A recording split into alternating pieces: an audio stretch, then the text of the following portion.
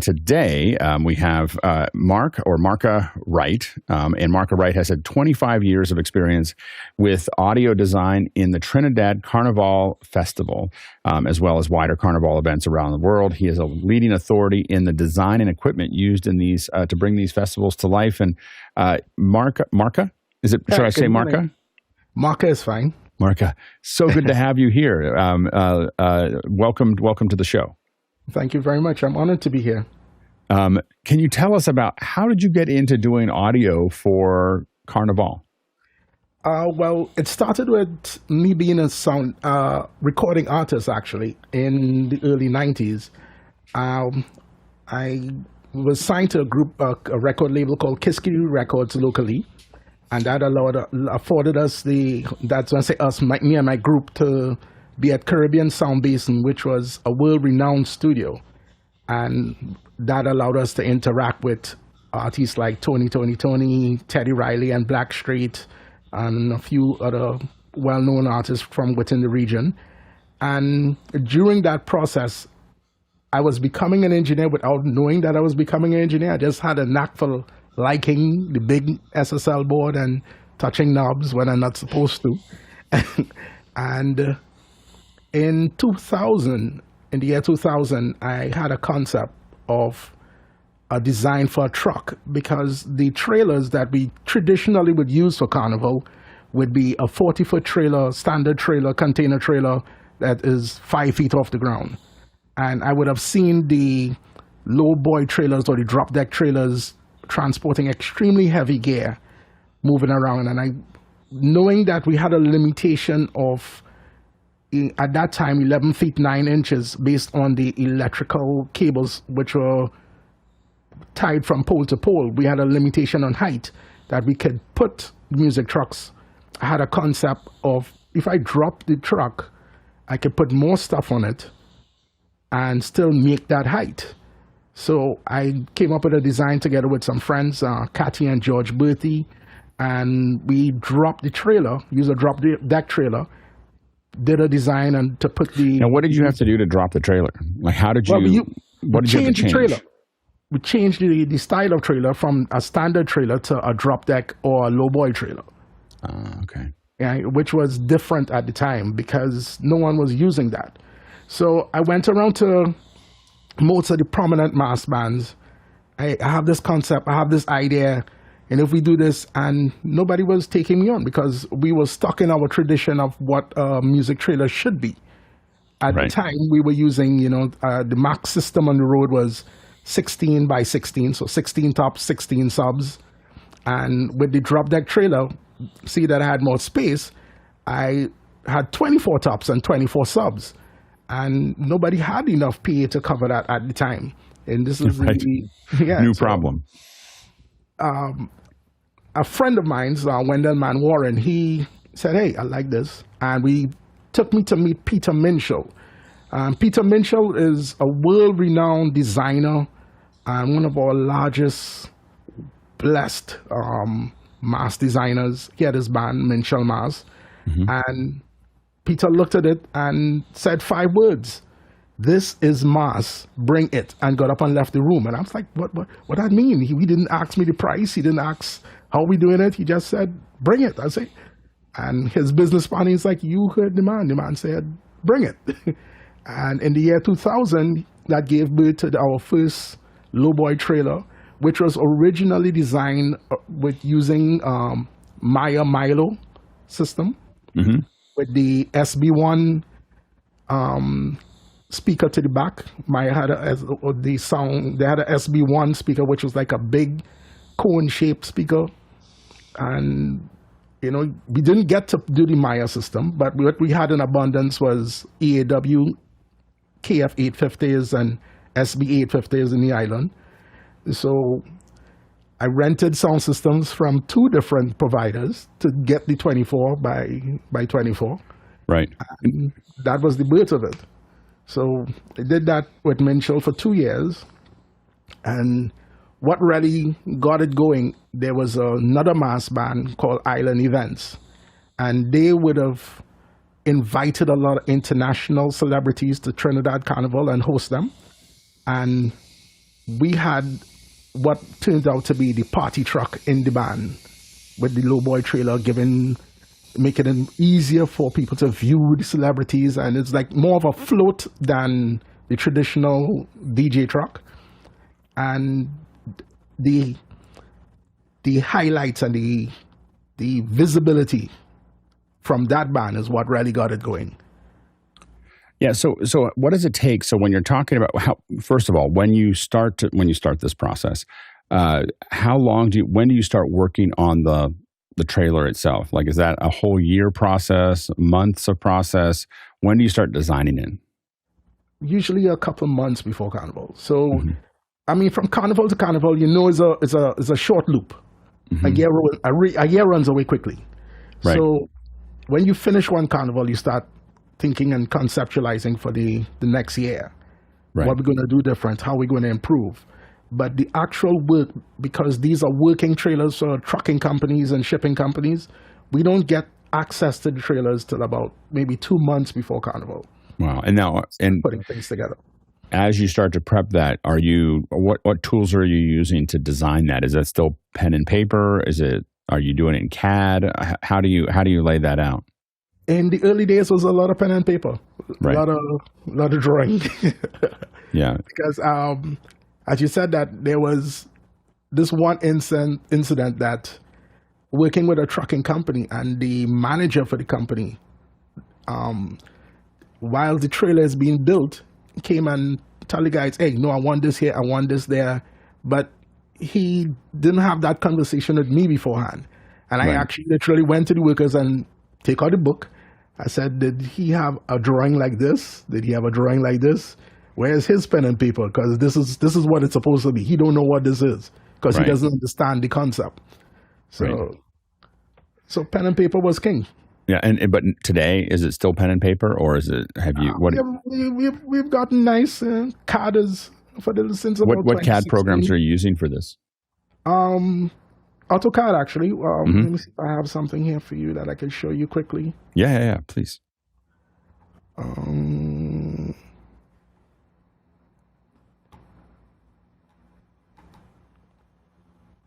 So.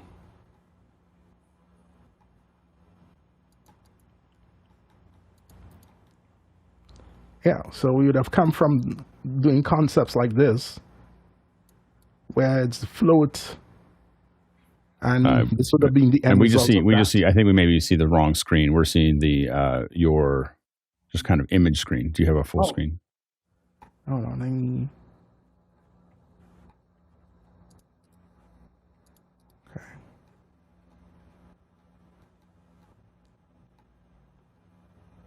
Okay. Share screen and select this. Are you? There we go. Okay, yeah.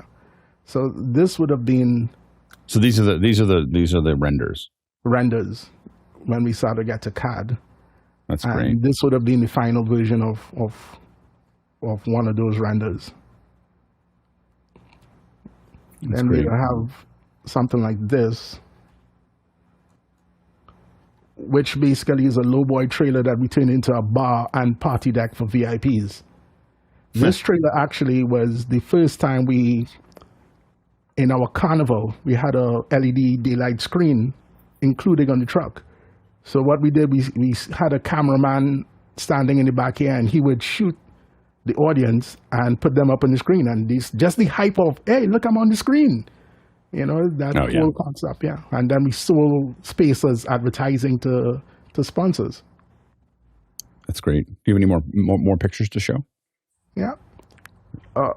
This would have been the chaos of Carnival on one of the very first trucks, where the truck will be licensed to say the max people we should have on the truck, it should be 20. Yeah, exactly. On the roof of this truck has more than 20. Yeah.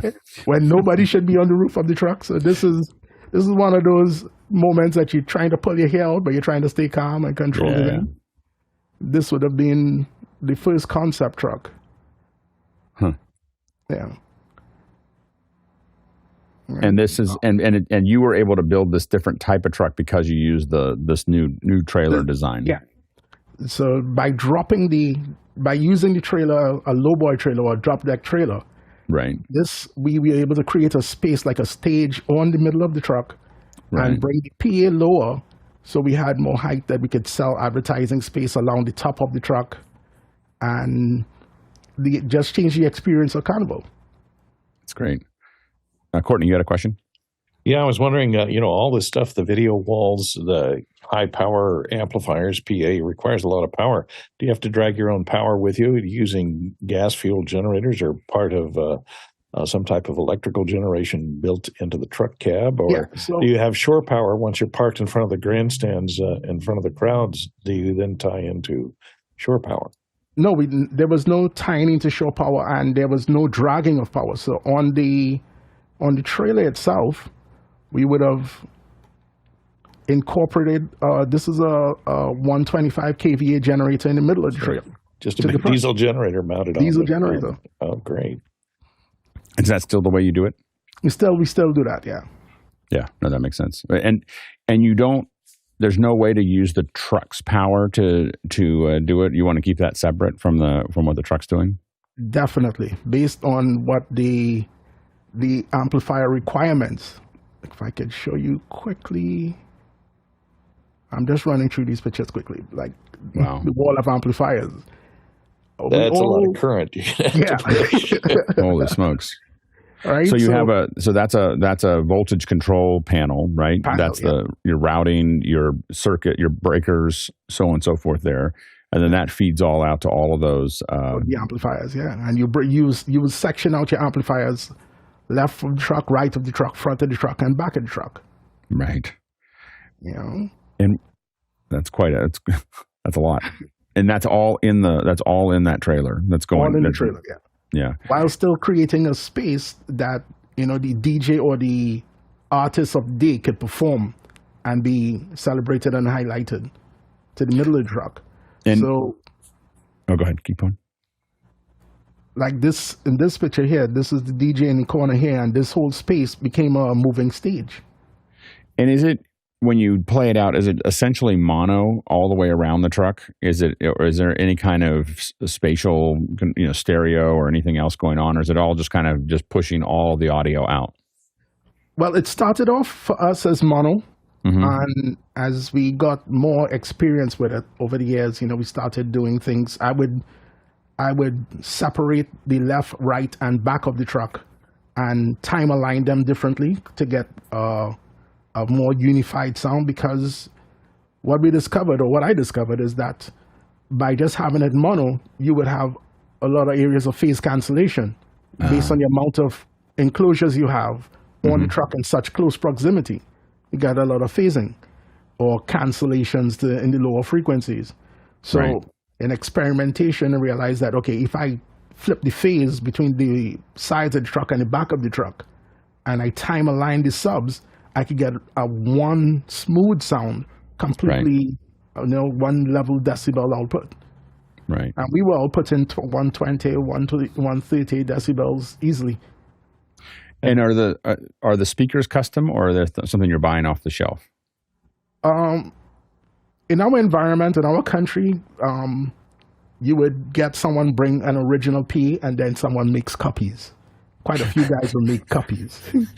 So you'll have a mixture of both. So your tuning has to cater for both, because not everybody gets the copyright. Right. That's great. I had another question. Are these trucks designed to work as floats as well, or just a portable stage? Are they double-sided? In other words, if you're going to drag them up the street while they're working with people on them, are they designed to serve both sides of the street, or are they always facing one direction? No, both sides. Both sides, front and rear. And your rear stacks, you have to be... So this is one of the earlier concepts that we were able to execute with a double-decker trailer. What I did for this is that I was inspired by, there was a gentleman that brought a car hauler to the country, and someone rented it and used it as a float. And I was inspired by that and came up with this concept of the double-decker trailer, which gave the artist the space on top of the truck to perform, while we put more music at the bottom. That's great. If you have questions, go ahead and throw those in. We're going to jump to a couple of the questions, and we're going to come back to more photos. Right. Let's go to the first question.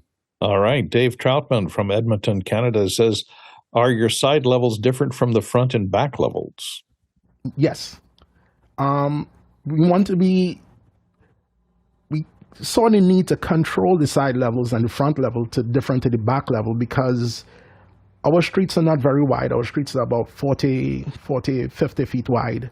In some spaces, while you're going through the cities, you have buildings on your left and right. And if it's too loud, you tend to start to get feedback coming back to the truck. So being able to control your left and right as well as your back. Because to your back, what would happen is that you start spacing out the trucks where you have the majority of people behind the truck between sections. So yes, you may have another truck maybe 200 meters away from you or 100 meters from you. So you have your back stack have to cover that entire audience between the two trucks. So you tend to focus a little differently on your back stack. Go ahead, Gordon. And where does your front of house mixer sit to be able to balance front, back, and sides? Do they have to go off the truck, or how can they gauge how loud everything is going out to mix things well for the audio? You have to have a good team. Teamwork is key, and you have to be able to be a little fit. Carnival gets you fit. So you jump off the truck, you run, you come back, adjust, jump off, run. This is before we had iPads and Wi-Fi. Yeah, I was going to say, do you have an iPad that you can remotely adjust levels? Now we have the access to those things and that technology. We utilize those. So you have iPads and what mixer are you using for this? It varies. So for the last couple of years, I've been using the Allen & Heath SQ5. Back in the day, some of it was analog. Right. Soundcraft analog. If you get a good Soundcraft, you're happy. Mackie mixers have been, there's a variety of things you utilize, whatever the tool is at hand. Yeah. Because when you're doing a band, you have, let's say, 10 music trucks in a band, and you hire the various sound systems. Not everybody have the same equipment. So you utilize, so what I did, so it started off with me being in the band and working with just my truck. And then the band leader or the owner of the mass band say, okay, Mark, I like how you got your thing to sound. Can you assist X or Y? And yeah, go on, hey, can I listen to your truck, listen to your tuning? Okay, can you adjust this, adjust that? Because I built relationships with most of the other providers, because it's like, hey, I'm just trying to help you. It's not an ego thing. There's no banner on your truck saying tuned by Marker. If you sound good, you get the credit. You sound good. And that became my role with one of the largest band, Island People Mass. I was responsible for tuning the entire band with the various sound systems. So I would let each sound provider put their truck together, give me your best tuning, and then I go around, listen, and make adjustments. Yeah, absolutely. Marty? Yeah, so you mentioned sound pressure levels up to 120 dB. That's really loud. What have you measured what it is on the truck for the performers? Because they're there for the entire performance. Trinidad is different. Trinidad is different. We have an affinity for bass. So our ratio for a PA usually be 1 to 4. 1 to 2 minimum. So 1 top to 2 subs or 1 top to 4 subs. We like it loud. I have seen, I think my 2 greatest achievements for me personally as a sound engineer and doing trucks and stuff is to see glass wave while you're passing in the building and you see you sound hit the glass and the glass wave. And the second to me was to see a manhole cover dance.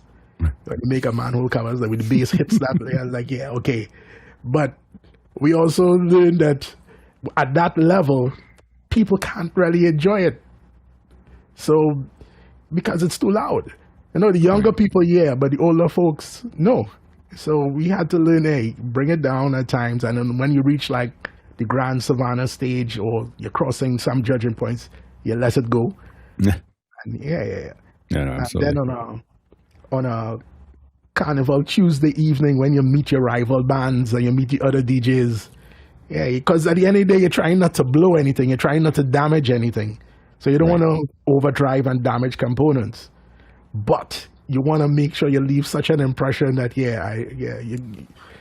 and private trophies. Is it always the same? It's always the same path. So you kind of know what, oh, this is a place that I do this. This is a place that we do this. Yeah, the Carnival routes are usually fixed and they're usually the same. It hasn't really changed in many years. Yeah. I think in recent times, what we would call downtown of the city, a lot of the bands started not going downtown because of the congestion. They're up for the B route. And now that we have two major judging points where we have the National Stadium and the Queen's Park Savannah, not all the bands go to the Savannah, they go to the B route. Right. But it's usually fixed. Go ahead, Ram. Hey, Marka. Could you also quickly speak to how do you link the trucks with the audio? Oh, FM linking the trucks. Okay. So on the truck, we basically is a small radio station. So it's a small RF transmitter and use a tuner on the follow trucks. So in the past, we would have done a line of sight transmitter, receiver kind of situation, but that has led to, by experience, when, let's say, a truck turns down Richmond Street, which is one of our major thoroughfares, the other trucks on the route start losing that signal and that RF squelch. We have damaged tweeters and stuff like that. So we moved to a radius transmitter after that. So a small transmitter with a radius of 2 miles, 3 miles. And how many watts is that for an FM transmitter? 5 to 7 watts. Yeah. Right. And that's probably pretty clear signal in 2 miles. Pretty clear signal in 2 miles. It's really interesting. So how many trucks do you have following? Is it, when you have a follow truck? Well, it depends on the size of the band. Some bands will have as much as 10 trucks. So some bands could be. So the truck that we're looking there, that's just one of 10? Yeah. And it's all the same music. So you're connecting all of those trucks. So it's like 10 trucks going by with, and now is the band in one of those trucks? Right. So different bands do apply differently. So some bands will play one music for the entire day, have all the trucks linked. Some bands prefer to have each truck will be responsible for 3 to 4 sections of mass, and they will create their own vibe. So it's a lot of small parties going on within the big party of Carnival. And sometimes are these trucks 100 meters apart? So there's 10 of them that are 100 meters apart each? Something like that, yeah. Interesting. So it's a lot. It's like that's like almost a mile of truck, right?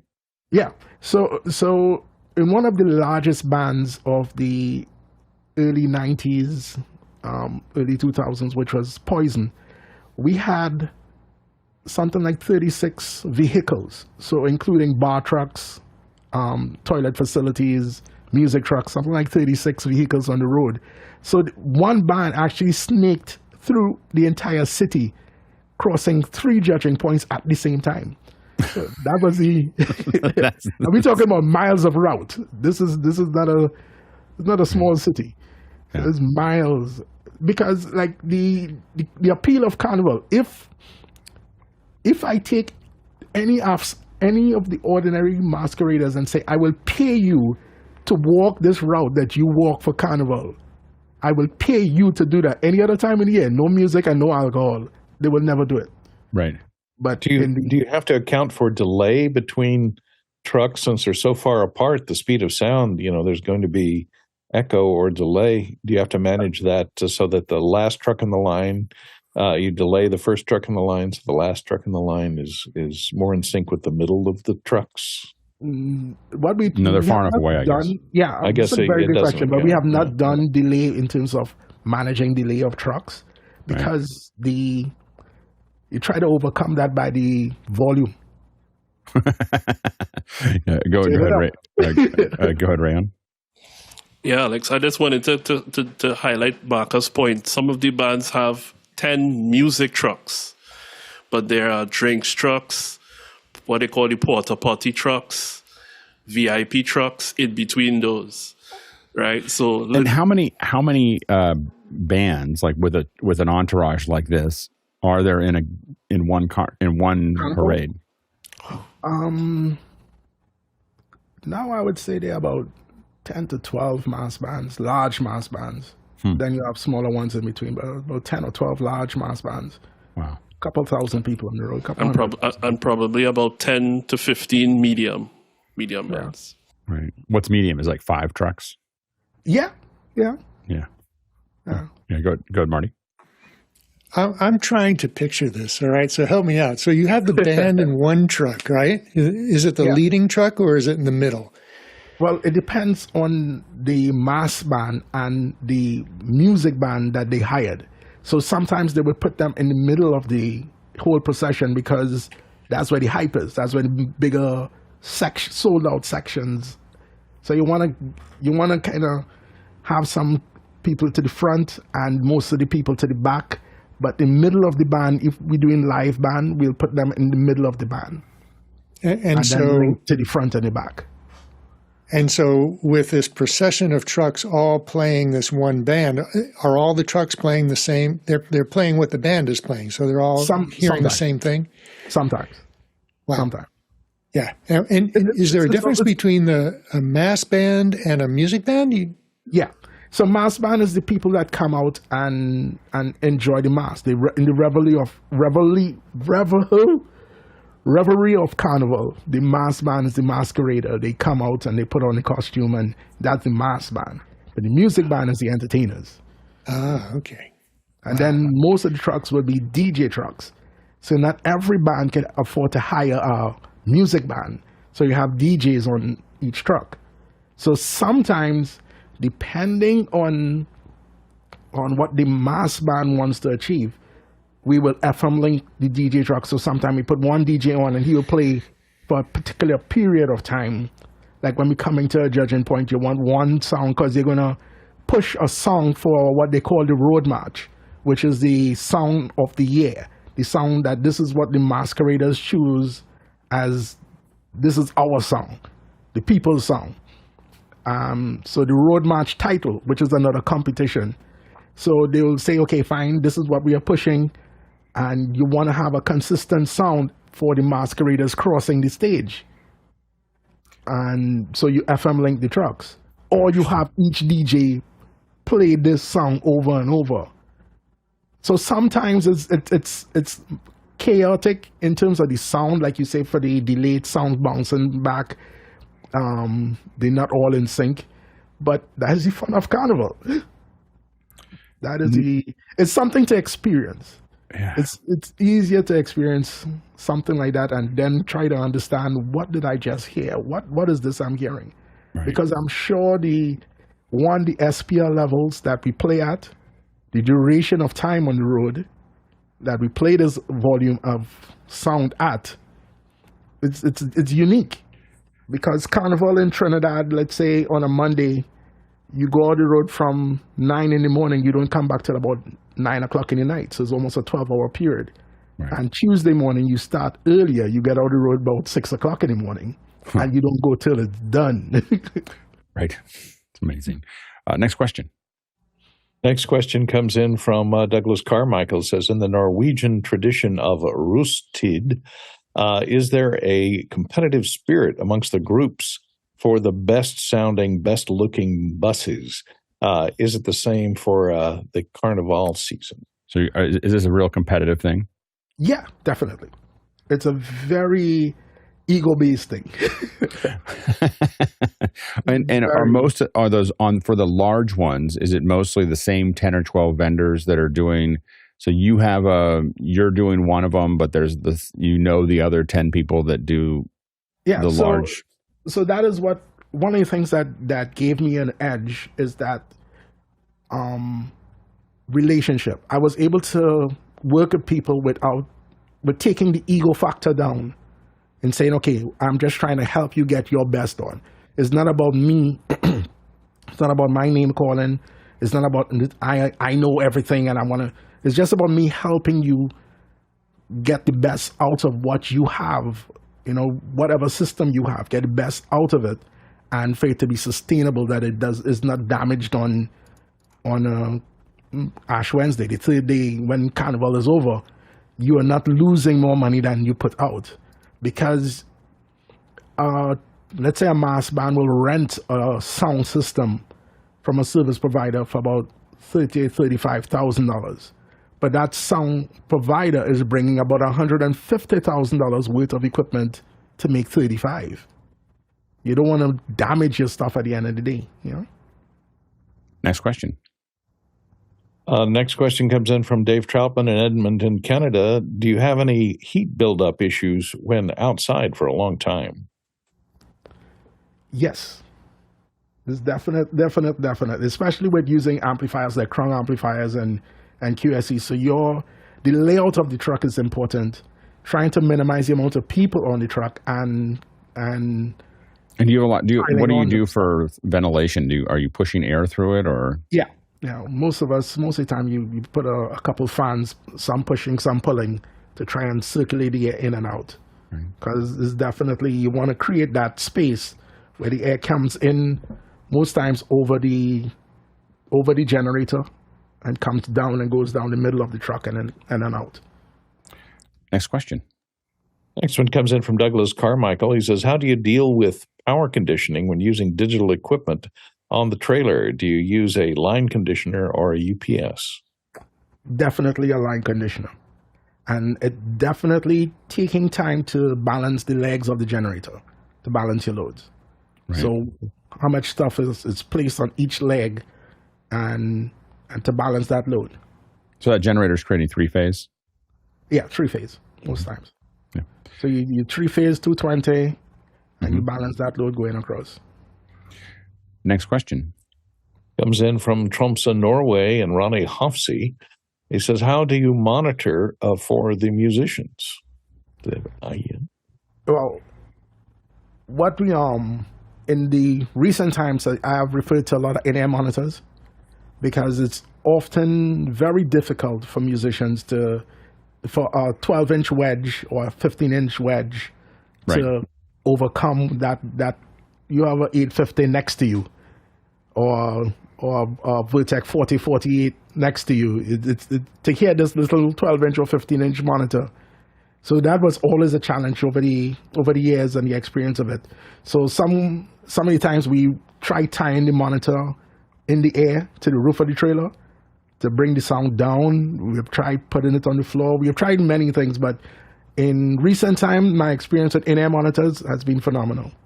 That has been a problem solver. And what are you using wireless in-ears? Tried to be wired. They're all wired? Yeah. Because the amount of RF on the road, with the various trucks and the various things going on, Yeah. Try to be wired. Next question. Coming in from Madison, Indiana, says Roscoe Jones asks, the Disneyland transmits the electrical parade music via a wire embedded in the parade route, which allows the floats to stay in sync with a master track. Are you trying to maintain any kind of beat sync between the bands or the trucks? No. No. Not over that distance. There's no such preparation for those things. It's not even considered to try and, it has not been considered at all. Next question. John Snyder in Reno, Nevada. How do you prioritize between sound quality, portability, flexibility, and durability when evaluating new equipment to use on your truck? Sorry, good question. I'm a studio engineer, a sound engineer by profession. So I always try to recreate what we have going on in the studio. I can't take distortion.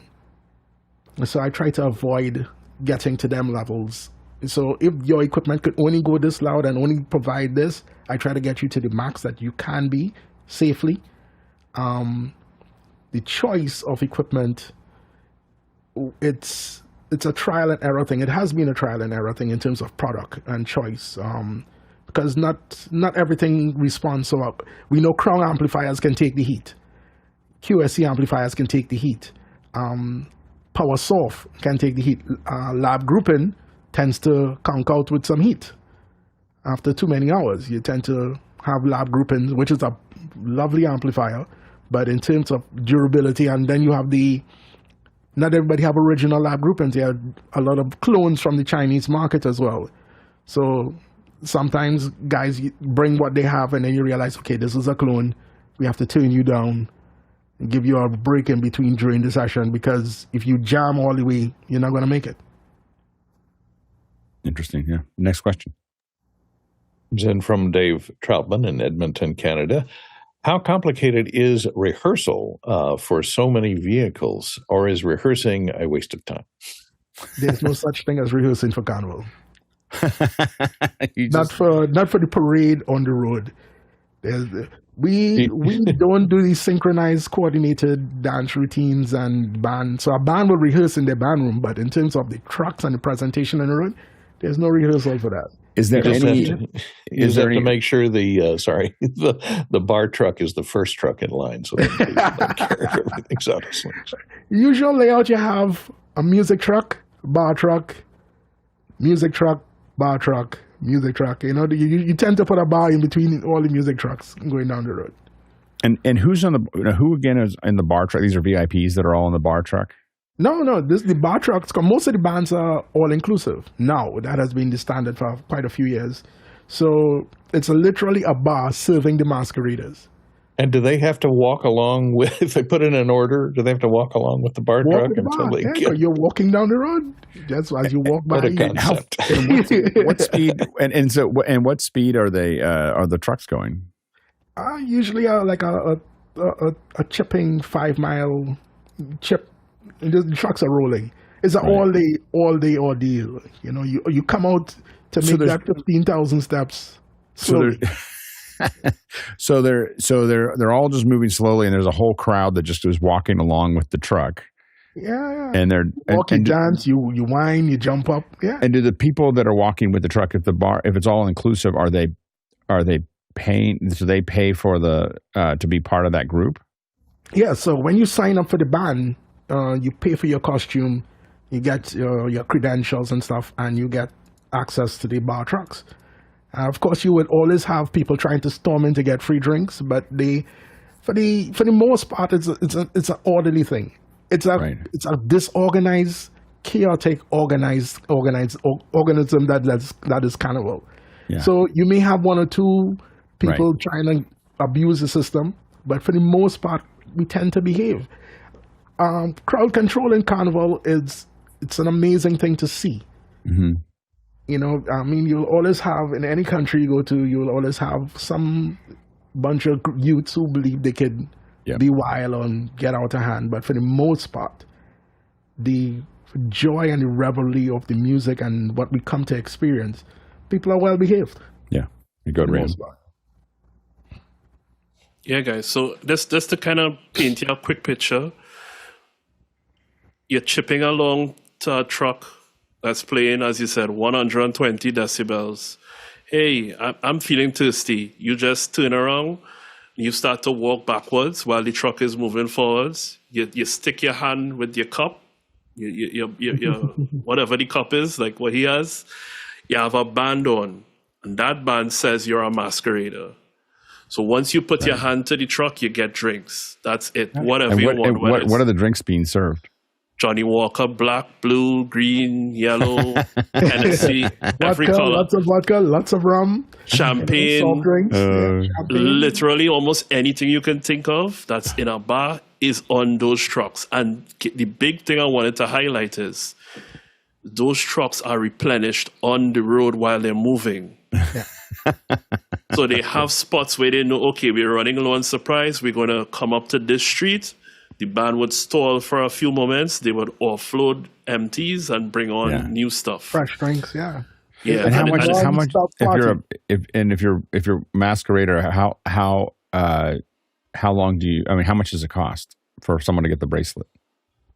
It It depends. has Like gotten expensive in recent time. I would say upwards. I would say in like a high end band, like $1,500 for the 2-day wow. experience. Yeah. Wow. Okay. Interesting. Yeah. You know, from I'd say between $500 and $1,500 would be average cost between them. It'd be average, yeah. For the and that's for both days or the day Both days. for both days and there's thousands of them, right? So the business model is the people paying for that experience. Yeah. That's the it's a multi-million-dollar industry.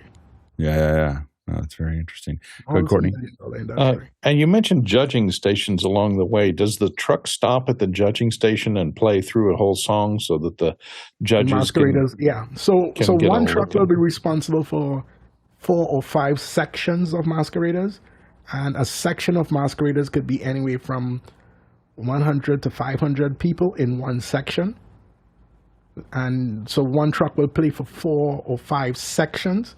So he would stop, and the masqueraders will go by, make their presentation to this one song that the band is pushing to say, okay, this is the song that they pick that they think can win the road match title, which is the people's song.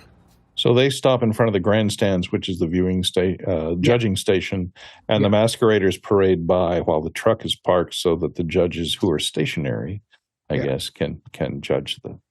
Right. And in the past, they used to have an award for best sounding truck. So the trucks were judges as well in the past, but I've seen that going away to some extent. Next question. Next one comes in from Roscoe Jones in Madison, Indiana. It says, is there any use of video graphics on the trucks? And is there a demo YouTube video anywhere? Definitely. Now a music truck on the road is literally a stage show. So the lighting, special effects like CO2 cannons and misters and foam machines, LED screens, all of that as part of a music truck now. I just need to know. That's definitely evolved. I just need to know when this is next year. What's the dates? Do you have the dates?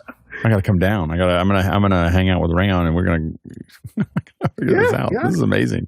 Ram, if you are definitely welcome, and if you do come, we need to link up, and I will take you to some of the best. Get you that experience. All right, Marcus is the real VIP here. By the way, Alex. Yeah. Right. March the 3rd and 4th, 2025. Right. March what? 3rd and 4th. 3rd and 4th. All right. Yeah. All right. I'm gonna put that on my calendar. So let me just say this, right? So Mark is underselling some of this stuff. So yes, there's foam cannons. So we're talking about on one truck. There's music. There are beautiful women on the railings of the truck. Beautiful on top, there's a very full lighting show, like if it's like a mini stage. And that's just one truck, and there's 10 of them. One truck.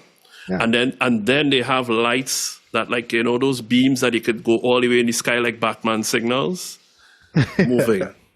I've seen that last year. One truck.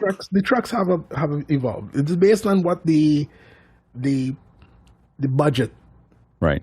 Budget. Because it comes down to, let's say the truck is about $30,000 for the 2 days. The sound systems are $35,000.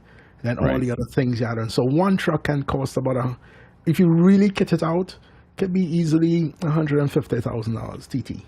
Wow. You know, that's just one truck. That's just one truck. And so you have 10 of them. If you want to have 10 of them, it's easily trucks alone can be $1 million investment into your mass for your masqueraders experience. So if you break that down to US, you divide that by 6 to get your US costing. Right. But, interesting. But then you have, let's say you have 4,000 people paying you $3,000 or $4,000. You know, so it makes it kind of. So when you said 500, you do the $500 to $1,500. That's in US dollars, or is that US dollars? Yeah. US dollars. Yeah. Interesting. Next question.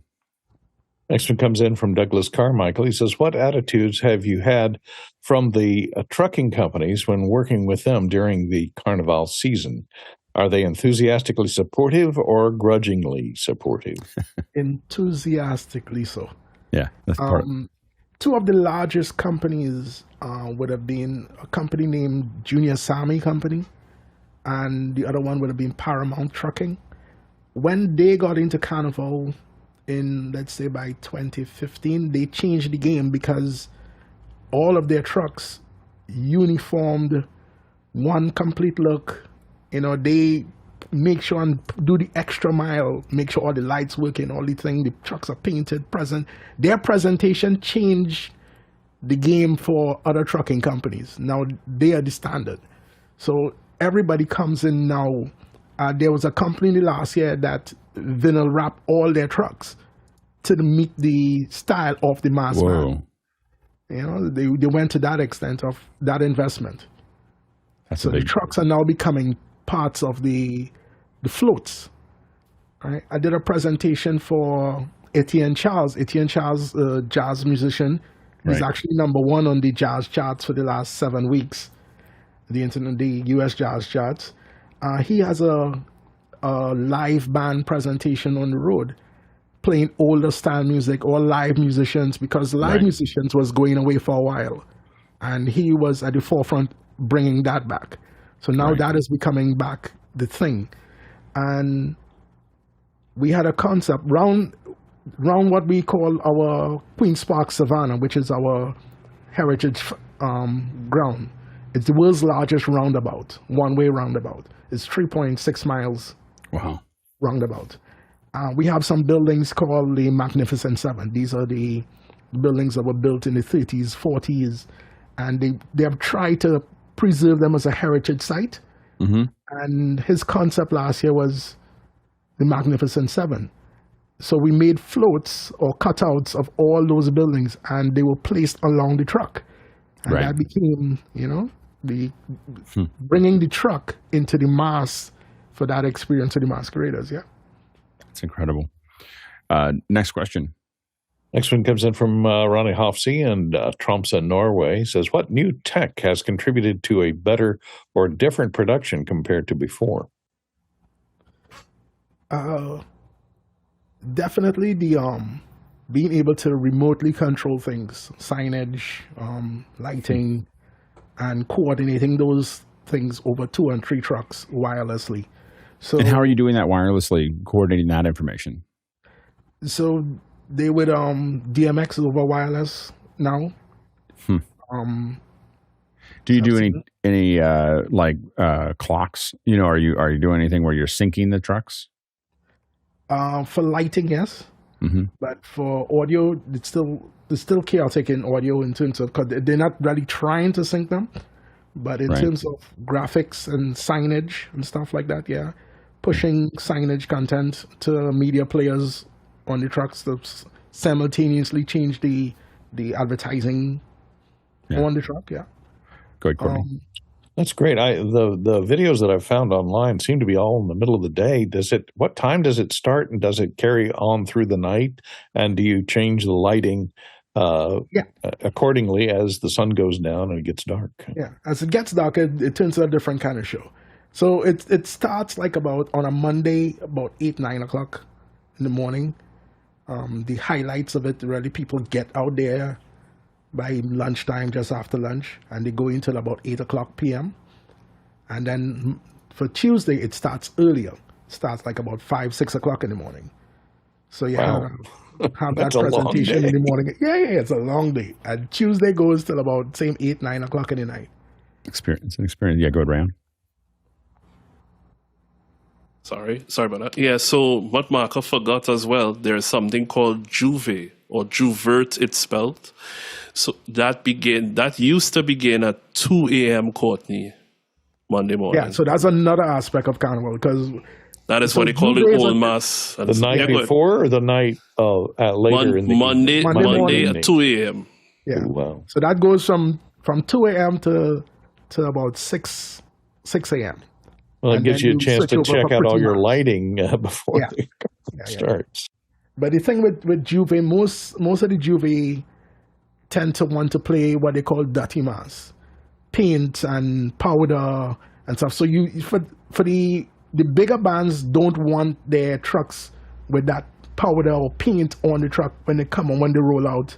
So not all the bands allow the sound providers to do Juve and then come and join the pretty mass.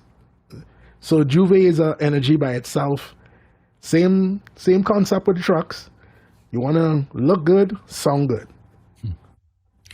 Next question. Next one comes in from Roscoe Jones in Madison, Indiana. He says, are the musicians strapped to any support structure on the trucks?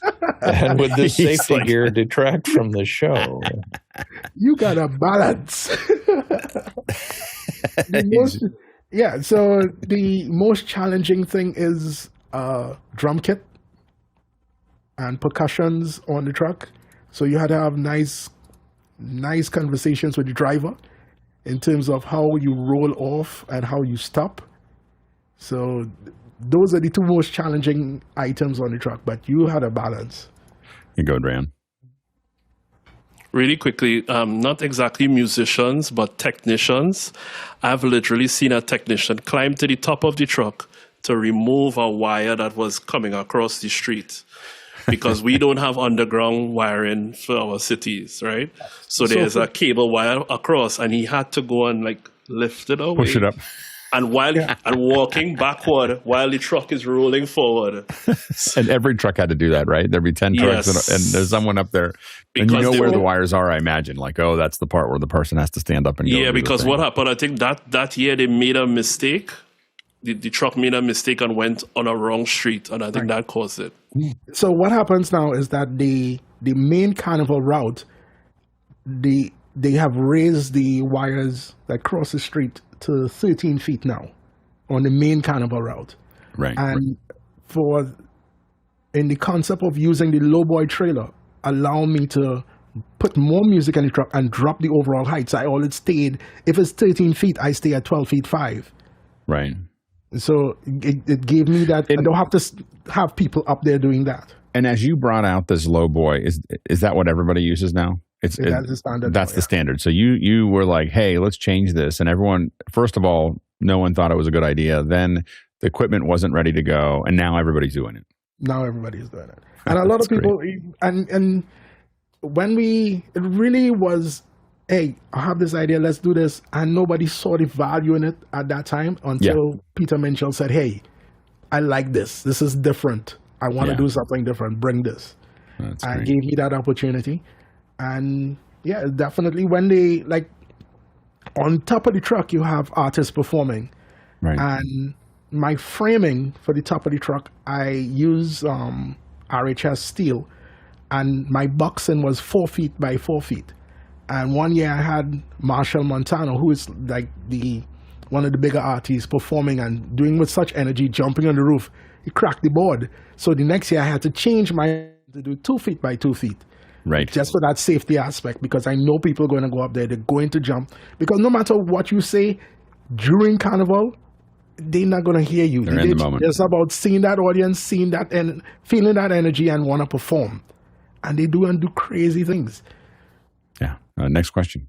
From Ronnie Hofsey in Tromsø, Norway, says, do you need more tech volunteers, and when is this? It's always welcome. It's always a learning experience. We're ready to come down and help you. I think that there's going to be it sounds like a small contingent of office hours. Maybe next year we'll come down and run cables. Give yourself a week before, and at least 4 days after if you to can hear recover. me, Rian, go ahead. Whoop, I lost connection there for a second. Yeah, really quickly. So, Alex, that's what I was telling you. The 3D would work perfectly seeing those trucks coming at them. Yeah. No, I think they're doing some 3D stuff. I was thinking about that because I've been shooting a lot of stuff, a lot of spatial. It seems like that there'd be a lot of fun stuff there. Can you imagine seeing that in the sphere? Yeah. You change something and put that in and I'm shooting more and more stuff for the Apple Vision Pro and for the Meta Quest. I was like, oh, there's an experience there that we have to show. Then you definitely have a legitimate reason to come here. Besides you wanted to come here, you have work to come and do. So. Oh yeah, no. I'm always trying to figure out some way to make it work. They need some technicians to install seatbelts on the porta potty trucks. Next question. All right, next question comes in from Marty Attius. It says, what is that circular device over your left shoulder? over my left shoulder. Let me see what is there. Looks a bit like a still. No, that's the microphone, isn't it? What microphone are you using there? I'm it's the using Audio-Technica 5040. Oh, nice. That's very good. I was endorsed by Audio-Technica in 2017, 2018, somewhere there. Yeah. So I had a lot of this stuff, headphones and mics and stuff. That's great. That's awesome. Next question. From Robert Shoji in Los Angeles says, what tech creates the most headaches with your setups?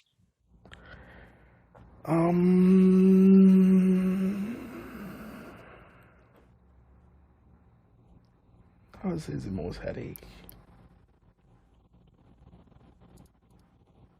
What tech gives the most headache? Everyone trying to use smart. So smart stuff is the thing that gets congested. Yeah, and gets because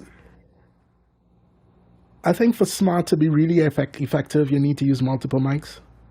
And every younger engineer now, because you go and you put one mic and you try to get the entire truck to sound good for this one point source, it's something that you definitely have to have an ear for and train your ear into. Right. So smart, I would say, gets people in trouble. Good, Marty. Yeah, so I'm looking at some YouTube, pictures of these trucks, and I'm finding it really amazing that some of these speaker systems, like here's one, the size and scale of the speaker rivals that of stadiums. I mean, and this is on a truck. And somebody asked about, I just got to play this for a second. Look at, there's this guy standing on top of a speaker stack and he's rocking back and forth. That's got to be incredible. What you have is the tops to the front and the subs to the back of those tops, and you have to delay those and understanding. Not every sound provider understands how to delay and time delay and understanding that. Yeah. So that gets some guys in trouble. But this is a definite where we at now, where we're using trussing to make the framing of the truck. Yeah. Yeah. Next question. Next one comes from Marty Atius here on the panel. It says, have you evaluated self-powered speakers for weight and space savings?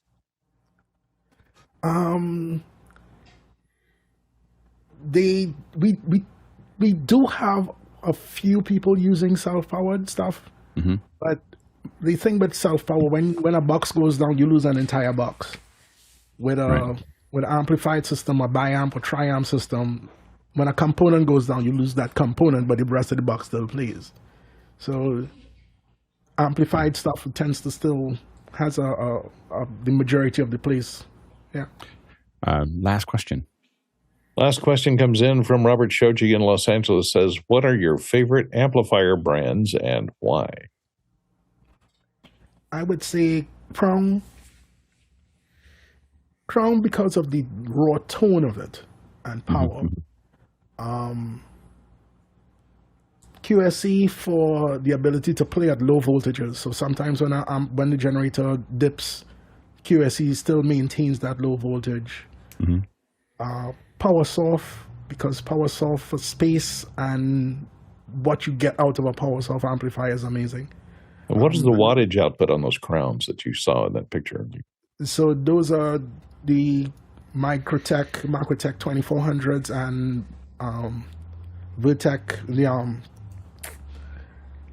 the 5,000 watt units. Yeah. Marka, thank you so much for your time. It's so great. No problem. Impressive. Hopefully we will meet in person next year. Yeah, and I'd love to come back here because I do a few verticals. So studio recording wise, I do quite a lot of work throughout the Caribbean. Well, we'll bring you back and have you talk about the other subjects. This is just one subject. Yeah, we'd love to have you back. So we'll talk more about that. I do a lot of live sound as well. So I was actually in Miami South Beach a couple of weeks ago doing band stage. Oh man, South Beach, Miami, working with Etienne Charles and stuff. Yeah, so you do a lot of different things. Well, we'll see you soon again then. But thank you very much. It's been an honor and a privilege to be able to talk about this. and for your excitement about this field that we're in. Glad to see you guys come down for Carnival and experience it. Yeah, and what you're talking about, recording in 3D. Yeah, those things. We'd love to experience those things with you, man. Exciting. All right. We'll talk more about that. Thank you so much. Very much. And thank you to the panelists for the first hour and the second hour. We can't do this without you. Thanks to the producers who asked all the questions and kept the conversation going. This is a real short show without the producers asking questions. And thank you to the incredible team on the back end. That is designing the show, managing the show on the back end, managing what we're going to talk about, developing the hardware and software that we use to make this show work. Couldn't do this without you. Today, if we had gone, the Tlaloc Traversal is if we had walked around and done this in person and asked the question, all of us had asked these questions face to face, we would have traveled 99,000 miles. That is 159,000 kilometers. And that is 782 bananas for scale. All right, let's go ahead and jump into after hours. So much potassium. The subs are at the right level if there's waves in the porta potties. On the glass. Yeah. Make the glass dance. Trust me, and Courtney, would you believe that there are people that hold on to those and walk for miles? Well, I wondered how you do that. You have to They walk. hold on and walk for miles behind those subs. Now, the thing is, right, Wow. in Trinidad, Just to feel it.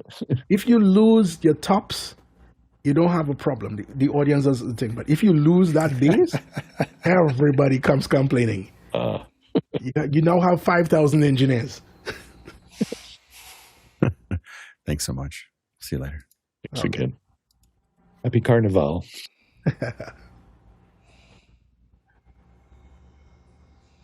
Leave room.